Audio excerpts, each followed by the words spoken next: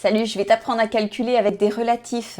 Alors je vais reprendre à la base pour que tu puisses vraiment faire tous les calculs. Je te propose déjà de commencer par les additions de nombres relatifs. Alors souvent, tu sais pas dans quel sens aller, tu essaies d'appliquer une règle. Pour les additions, on n'a pas de règle en fait qui vient s'appliquer. Ici, j'aimerais bien que tu fasses avec ta logique. Donc on a moins 7 plus 3. La plus grande valeur, c'est 7. Et il a un signe moins. En fait, ici, il faut que tu te dises que c'est comme si j'avais 7 signes moins. 1, 2, 3, 4, 5, 6, 7 signes moins. Et l'autre valeur, c'est plus 3, donc j'ai 3 signes plus. On va ici, en fait, annuler tout ça. C'est comme si ça n'existait pas. Qu'est-ce qu'il va me rester? Regarde, 1, 2, 3, 4. 4 quoi? 4 signes moins. Donc, c'est bien le nombre qui a la plus grande valeur sans son signe. On appelle ça la valeur absolue. C'est lui qui donne son signe au résultat. Donc, en fait, ce que tu dois faire à chaque fois, c'est ça. C'est regarder tout de suite, eh bien, quel est le nombre qui a la plus grande valeur absolue. Je te rappelle qu'un nombre, tu dois toujours le traiter avec son signe. Quand il n'y en a pas, c'est que c'est un plus. Donc ici, c'est un plus. Je regarde ici. Le plus grand des deux, c'est 4. 4, son signe, c'est plus. Donc mon résultat, c'est plus. Et ensuite, il me restera à faire 4 moins 2. Et 4 moins 2, ça fait 2. Pour le suivant, eh bien, ici, j'ai moins 1, moins 5. Alors, allez, je te refais la même chose que j'ai fait là. C'est comme si j'avais pour le premier, donc, un signe moins. Et puis ensuite, je vais avoir 5 signes moins. Donc, évidemment, qu'est-ce qui se passe? Je vais les ajouter ici. Combien j'en ai en tout? J'en ai 6. Donc, ici, le signe final, ça sera moins. Et combien j'en ai en tout? C'est 6. Lorsque les signes sont les mêmes, en fait, tu vas additionner les deux. On va dans le même sens. Pour le dernier, je te l'ai mis juste pour le fun, pour que tu aies tous les cas possibles. Plus 5, plus 2, les signes sont les mêmes à nouveau. Et quand les signes sont les mêmes, c'est bien une addition. Le signe final, c'est le signe des nombres. Donc ici, plus. 5 plus 2, 7. Donc je te répète. Lorsque les signes sont différents, il faudra que tu fasses une soustraction. Lorsque les signes sont pareils, il faudra que tu fasses une addition. Et on donne toujours le signe du plus grand en valeur. Ici, le plus grand c'était 7, son signe c'est moins. Le plus grand ici c'est 4, son signe c'est plus. Alors ce que je viens de dire c'est vrai pour là aussi, sauf que on s'en fiche de qui est le plus grand ou le plus petit, le signe de toute façon c'est le même. Donc les signes sont pareils, c'est une addition. Je viens mettre le signe juste ici. Les signes sont pareils, c'est une addition et je viens remettre le signe ici. Allez, on va poursuivre sur les exercices et je te propose maintenant, hop là, de travailler avec un petit cran au-dessus pour les additions. Donc ici, tu vois, on a mis des parenthèses. Alors moi, je t'ai mis une petite règle pour t'aider, qui ressemble à celle que je viens de te dire. Je te dis que si les signes, l'un à côté de l'autre, ce sont les mêmes, ils sont pareils, c'est un signe plus. Si jamais les signes, ils sont différents, je fais une différence. Faire une différence, je te rappelle, c'est mettre un signe moins, c'est une soustraction. Donc, pareil plus, différent, différence. Je te rappelle quand même, et ça sera la diapositive d'après, qu'en fait ici, c'est comme si j'avais une multiplication, c'est comme si j'avais plus 1 fois moins 3.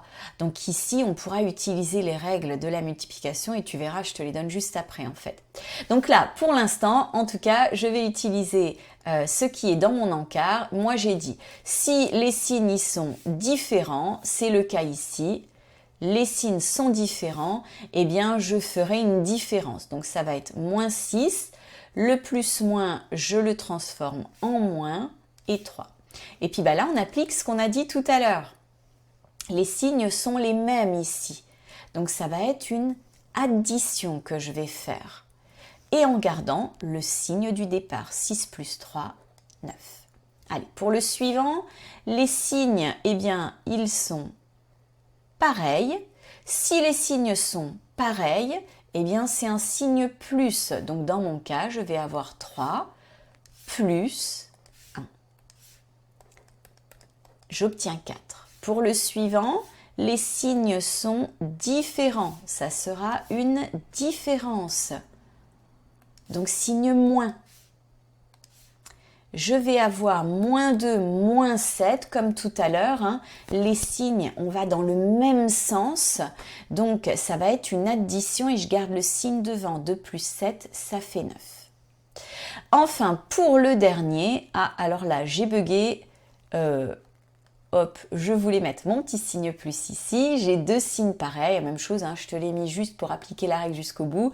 Plus, plus, ça fera plus. Donc, je vais avoir, hop là, un signe plus et évidemment, pas de souci là-dessus, on obtient 8. Allez, on monte encore d'un cran. On va voir maintenant comment faire bien, la multiplication. Pour la multiplication, fastoche, c'est la même règle. Donc, on a dit pareil plus, différent, différence. Là, en fait, c'est pour connaître le signe de mon résultat. Ici, je regarde dès le départ, c'est toujours la première chose que tu dois faire dans un calcul avec des relatifs, c'est regarder tous les signes. Ici, je vais avoir 1, 2 signes moins, les signes y sont pareils, c'est un plus. Donc mon résultat final, je le mets pour pas l'oublier, c'est un plus. Et après, je fais la multiplication sans son signe. 6 fois 3, ça fait 18. Pour le suivant, je mets tout de suite des signes à tout le monde. Les signes, cette fois, tu vois qu'ils sont différents. J'ai un plus et un moins. Quand ils sont différents, le résultat final, ça sera un moins. On est dans le cas là. Et on a 3 fois 1, 3. Pour le suivant, c'est une division. Division, multiplication, même combat. Hein. Les règles sont exactement les mêmes. J'ai pas de signe ici, c'est un plus. On va avoir des signes qui sont différents, donc je mets un signe moins. Et 15 divisé par 3, ça fait 5. Enfin, le petit dernier, bon, je te le mets pour le fun, hein. Évidemment, tu n'as pas de souci à faire ça, ça fait 15. Et bien maintenant, on va appliquer tout ça sur des calculs de synthèse. Je te propose, lorsque les calculs sont un peu plus longs comme ça et compliqués, de toujours les faire en colonne. T'amuses pas à les faire en ligne, tu risques de faire des étourderies, là tu vas voir, ça va être beaucoup plus clair. Alors, première chose que je dois regarder, ce sont les priorités opératoires. Hop là. Alors, je remets ma diapo au bon endroit. Première chose que l'on va regarder, ce sont les priorités opératoires. Donc, je te rappelle, parenthèse, multiplication, division. Donc, ici, ma priorité opératoire, elle est sur la multiplication. Ça veut dire que pour l'instant, le reste, je n'y touche pas. Donc, je vais avoir le 5. Ah, j'ai une multiplication. Règle des multiplications, eh bien, je regarde le signe en premier. J'ai moins et moins. Pareil, ça fait un plus. Hop, je le mets. 6 fois 3, ça fait 18. Et je réécris tout le reste tel quel. Voilà, maintenant, j'ai plus que des additions, donc ça va aller tout seul. Tu peux le faire tout simplement dans l'ordre, ou si tu vois des recoupements astucieux, hein, évidemment, tu peux les faire. Donc, 5 plus 18, 23, plus 4, 27, moins 1, 26. Allez, on passe au suivant. Je regarde toujours pareil les priorités de calcul. Tiens, là, j'ai vu qu'il y avait une parenthèse. Eh bien, c'est d'elle dont je vais m'occuper en premier. Le reste, je le laisse tel quel. Alors, dans ma parenthèse, qu'est-ce que j'ai? J'ai moins 1 plus moins 2.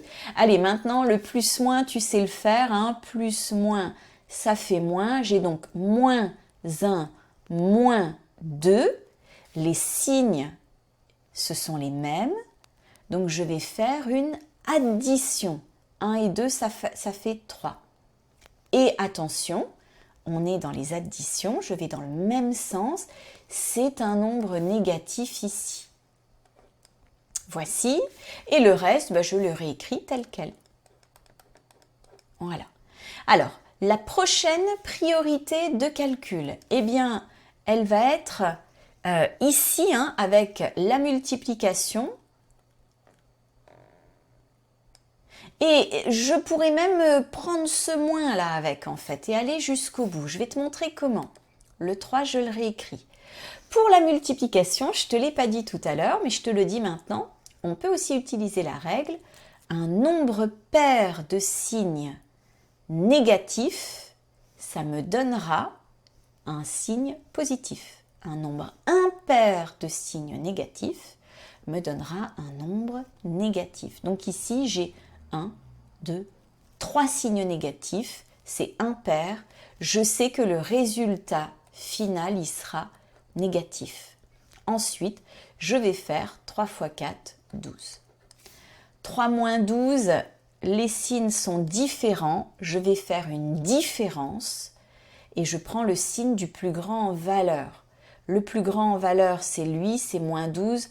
Son signe, c'est moins. Et 12 moins 3, eh bien, ça fera 9. Moins 9, donc. Allez, on passe au C.